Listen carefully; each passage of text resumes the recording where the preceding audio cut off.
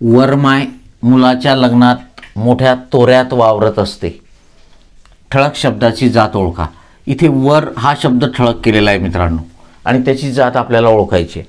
बघा आधी लक्षात घ्या की वर हा शब्द माय या शब्दाबद्दल विशेष माहिती सांगतो. म्हणजे तो वर हा शब्द इथे विशेषण म्हणून वापरलेला आहे, बरोबर आहे. आणि मुळात वर हा शब्द जो आहे हे अव्यय आहे. वर, खाली, मागे, पुढे, ही मूळची अव्यय आहेत. लक्षात आलं आहे का? आत, बाहेर ही मूळची अव्यय आहेत. जेव्हा ही वाक्यामध्ये स्वतंत्रपणे येतात आणि क्रियापदाबद्दल विशेष माहिती सांगतात तेव्हा त्यांना आपण क्रियाविशेषण अव्यय म्हणतो.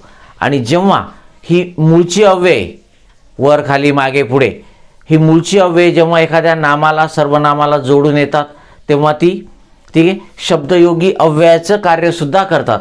पण इथे ते नामाच्या पूर्वी आलेलं आहे त्यामुळे हे वर जे आहे हे वर कशाचं कार्य करते? विशेषणाचं.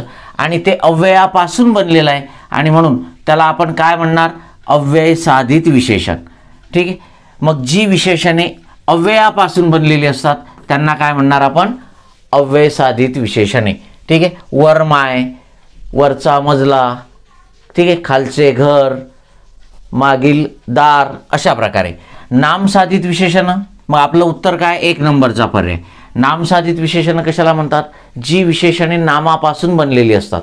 नागपुरी संत्री, पैठणी शालू, बनारसी पान, ठीक आहे.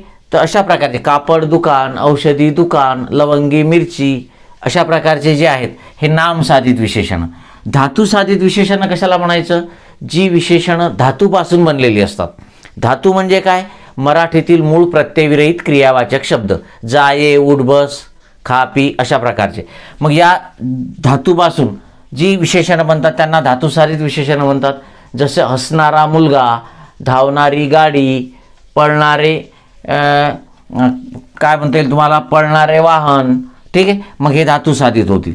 विधी विशेषण कशाला म्हणतात?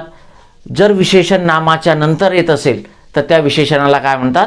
विधी विशेषण. आणि नामाच्या अगोदर येत असेल तर त्याला अधिविशेषण असं म्हणतात. Okay, yes. मग आपलं उत्तर आहे अव्यय साधित विशेषणे.